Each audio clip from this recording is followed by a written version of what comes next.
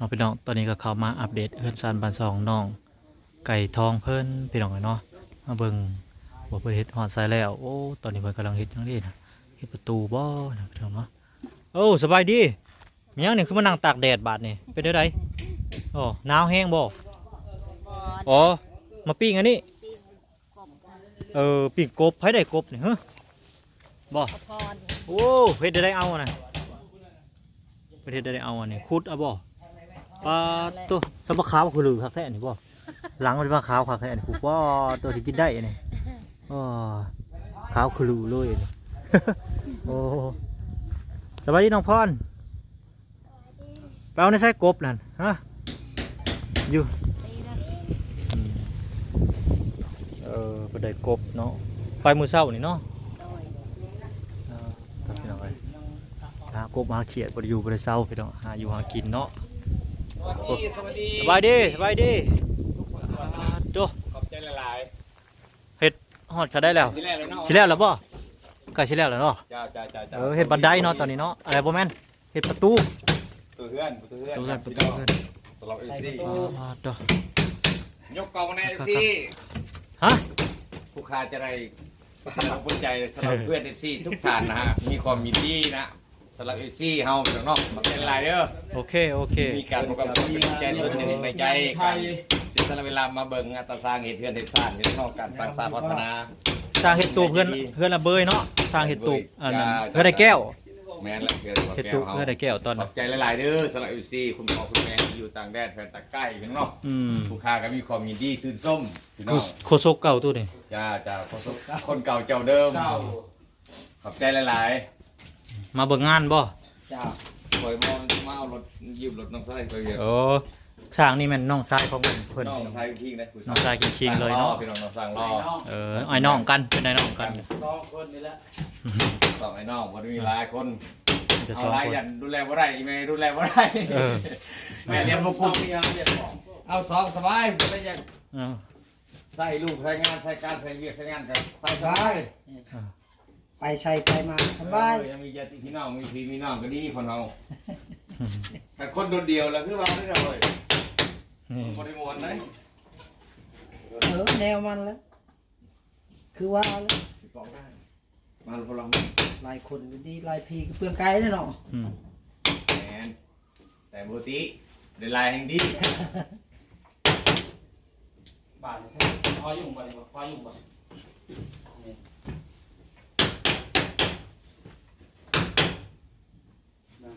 ตรงตลอดได้บ่เป็นแพงเลยแหละเป็นยังแล้วเนาะเลยนิดนึงก็ได้ธรรมดาเนี่ยมันจะต้องเนี่ยนะบริวารบาทเราเดียวเอง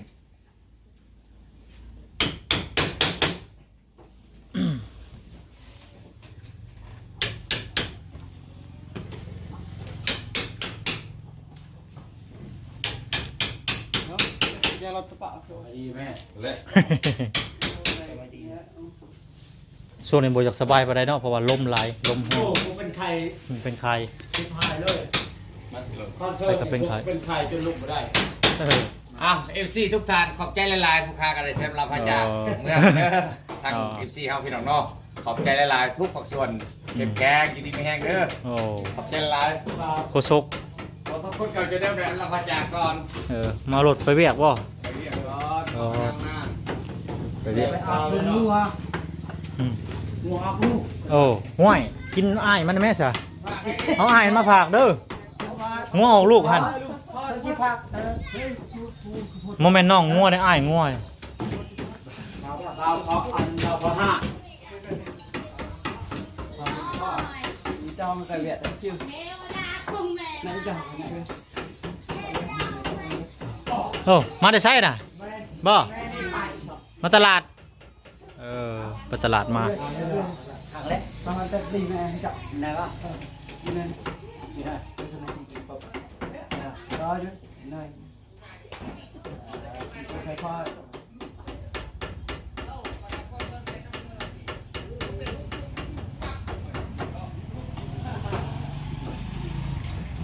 เนี่ยที่เราจะถ่ายเนาะ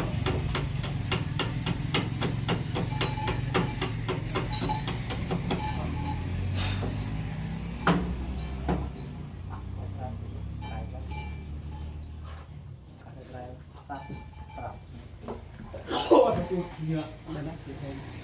เบิร์นป่ะคำว่าใดก็ได้บ่ได้ก็เชื่อมือเขาเชื่อพอแล้วต่อจากนั้นเลยดูแลอันถูกไปป่ะกองทัพเกิดตัว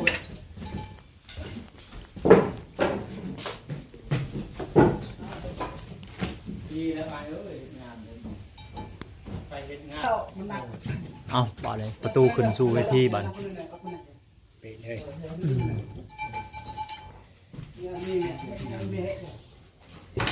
เอามือกันทำมือกันนักเลยป้าน่ะไม่จิบเลยเนาะบางครั้งไม่จะไม่แค่ไม่เคยส่งให้อันพออยู่หน่อยไม่แค่ตอนได้ย้อนตอนเป็นเหตุงานไอ้ลูกน้องเดิน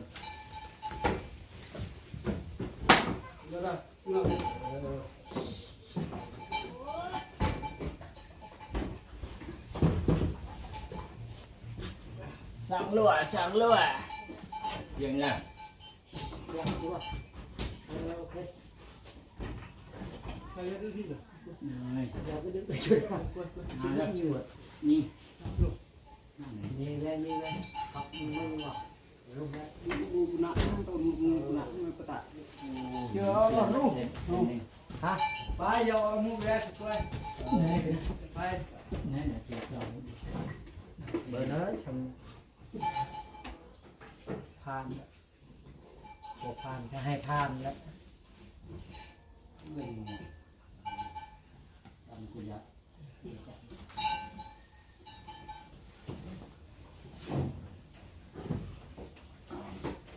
ในปะฮะ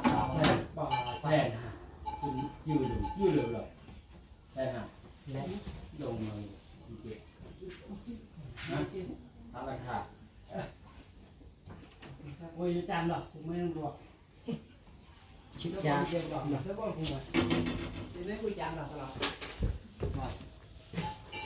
จานมันก็ง่ายๆคือในนี้เป็นหลักทำไปดงแยกเจ้าเราที่ตัวเป็นหลักที่จะมาแป๊บอาทิตย์พุธทำมาไปตัดไปให้ที่ข้อมือซึ่งหายไอ้ย้อนเลยไปทางไงปูทางไงให้ย้อนไปตอนนี้ตอนเช้าไปเบิ่งซื่อเราบอกมือไม่ได้เนาะเรารู้แล้วผมรู้จักยกได้ตรงเป็นได้เล่แกงไข่จะถูกตาเต้เลยเป็นพระเถรตู้มันจู่ช้าเลยจ้ะตู้เดี๋ยวเขาทุกอย่างเลยFCทำไมเอาทำให้เขาอาทิตย์ตักจะถือเราเหรอคือไม่ปลาต่อแต่ว่านั่นคนแก่เล่นเอามาเลยลงเลยไปเล่นยังไงอ่ะเล่นยังไงอ่ะปานให้ไปทำมาปลาดองวันกินตลอดเล่นยังไงอ่ะตาปานให้ไปให้ไปเกี่ยวจับแกะน้องเมียน้อยอยู่ครับเมียน้อยอยู่กับพ่อคือโน่ยามาเรื่อยเลยจุดสิบเละไปตามเลยไม่เสร็จเนาะพี่น้องยังเรือลายเลยไม่เสร็จตัดต่อไปใส่ได้หลายอย่างเลยพี่น้องเนาะ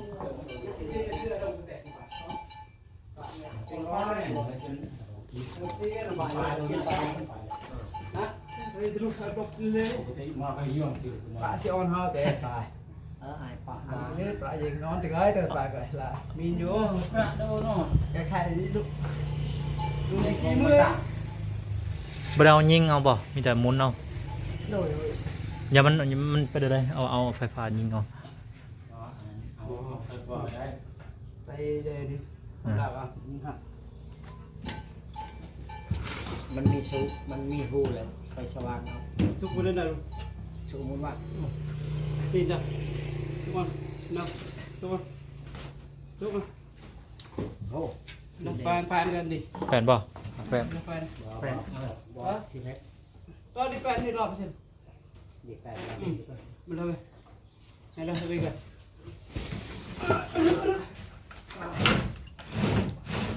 ยกมือตะมุกเลย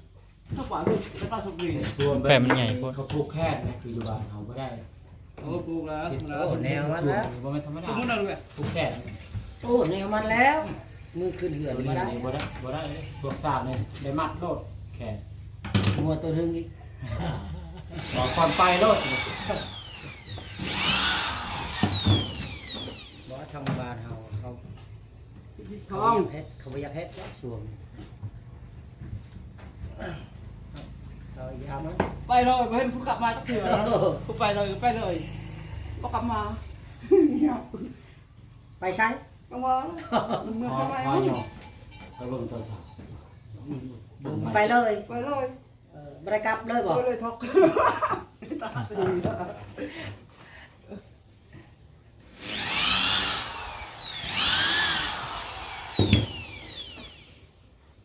น่าหวัดไปเลยทำอยู่บ้านคนตายบ้านคนตายช่วย อยู่สามคนตาย ก็พัง ใส่ด้านหนึ่งบัดตัวนี้หรือถ้าได้ใส่ ยังเด้อ ยังถ้าได้ใส่ติ ยังเลย บ้าเกือบข่อยพังไปได้เมื่อกี้เนี่ย ตกบุบบุบบับเลย บ่ต้องได้เข้าใส่อันนั้นซื่อ ไปซื้อไปเป็นตาเมา คือแม่ก็ชุกออกกิน ว่าสิทดลองเมื่อกี้เนี่ย คนอยู่ตารางโตกูใส่หัวแตกเลย ๆอย่าเผาใจเย็น คราวนี้จากลองก่อนเลยได้คราวนี้มันขายได้สำไรหรือแล้วเจ้า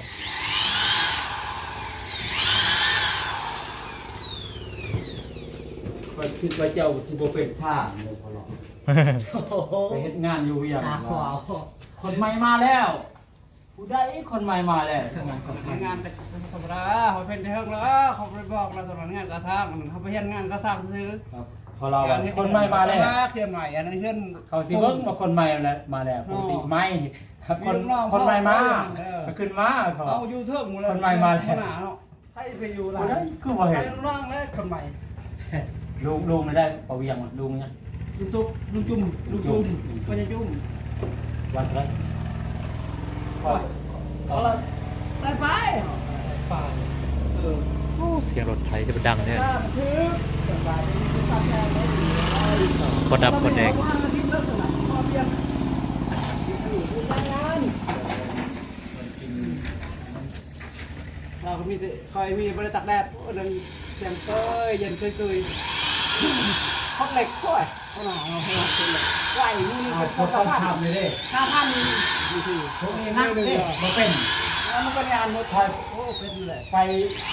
เอาเบาอยู่ในห้อง โอกาสจะพอไปได้เขาบรรยานหนึ่ง คอยทำอยู่ซะ ไปเที่ยวไปตามอันนี้ ไอ้เคียแค่ถาม อาแกมือเพื่อเมื่ออาแกสอนทับอิ่มจิตไม่เบา รอไปละระวัง ระวังนะ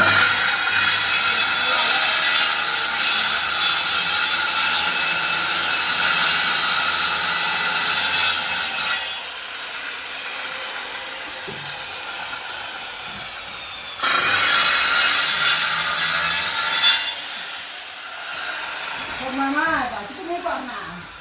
มาแล้ว พอเดาเรื่องเลยไปฟังแบบแบบที่ตรงเมย์ฟังหนาปะเรากำลังเลย คนให ไป ม่ มา มา แล้ แล้ว ว กูเมย์ไปเลี้ยวกูไอ้แล้วกูยุ่งหนักไปได้หรอกวันนี้กู คนใหม่มาก นั่งจะนั่งมึงกี่กันงานลุง ยังสนหัวป่ะ เอาอันนั้นมา ยังสนหัวมัน เขาบอกมันหอนวิ่งระบาย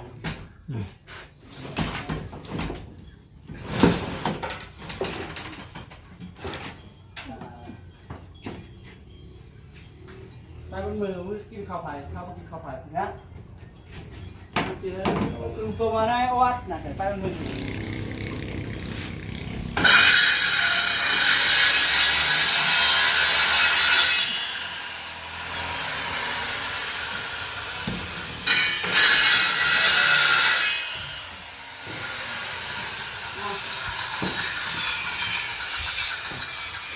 ดับ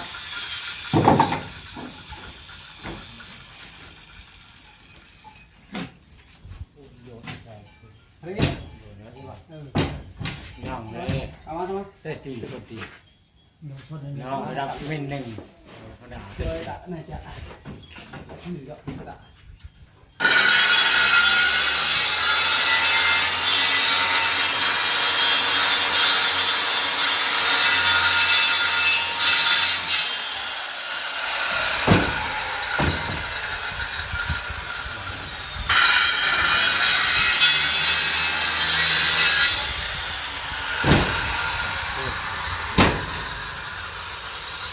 เฮ้ย ไม่ออนไฟหรอกไอ้เจ้าหนึ่งทำไร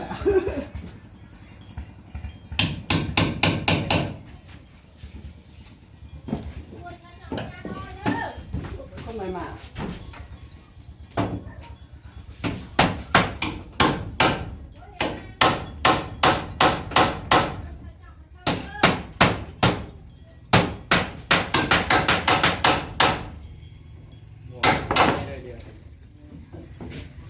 ปีนาไม่เสีย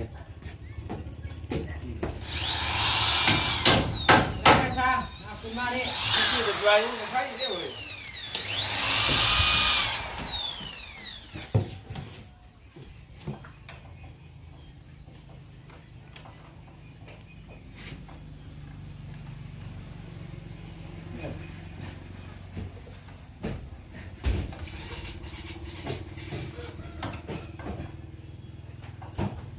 ป้าน้องเรามาเต้นหนาวเกียดหนาวเพชรโตใหญ่ๆไรกินมาเป็นหนาวน้องเราเกียดหมูอ่ะ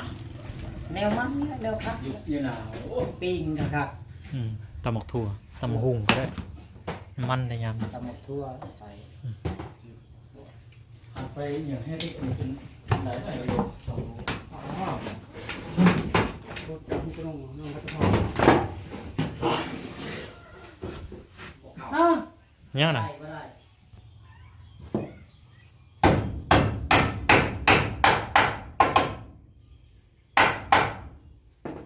อย่างก็อย่างนักแจใหญ่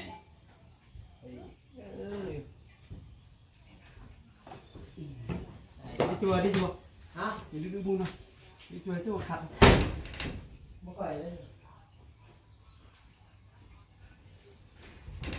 เอาไป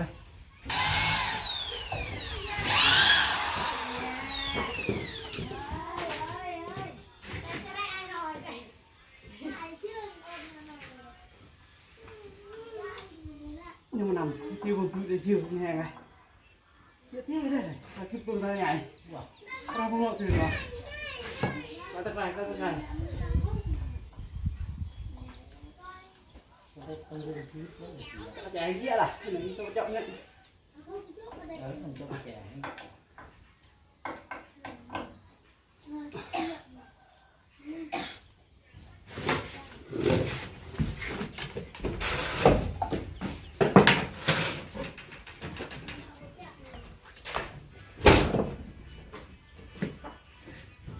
น่าแจกละเว้ยแจกกันมาฮะแจกทงแก๊สกันเลยตัวทงเลยมานำมามีเราไหมได้หรอ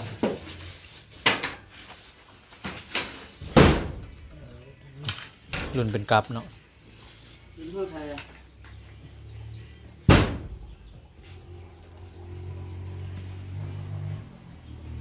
ใจวันในด้านที่เตะเข้าไปเลยได้หุ่นก็เลยเห็นแล้วไม่เอาตั้ง เบิ้ล ลูกหน่อยเนาะ ลูกน้อยวัสดุใหญ่ใช้ได้อยู่ ใช่อยู่ งานไม่นอก โอเค ตามนั้นแล้ว เหลือตัวนี้บัตรตัวเดียว อย่าง โอ้ประตูแบบใกล้กันเลยนี่เนาะแบบว่า แม่นแล้ว มันไกลๆกันเลย เขาตั้งมันมีFC เข้ามาธรรมดาเข้ามาแบบนี้ จัดไปให้เพิ่น แบบนี้แล้ว โอเคเลยเหรอวะ ว่ามักไปไกล โอ้แล้วมังไปใกล้ ๆ ๆโอ้ มันมักไกล เราบ่เฮ็ดอีกว่าประตูในเฮ็ด เอ้าใครหากันอีก วอลเลนจะซื้อ ใครหากันสองกัน เอาเลย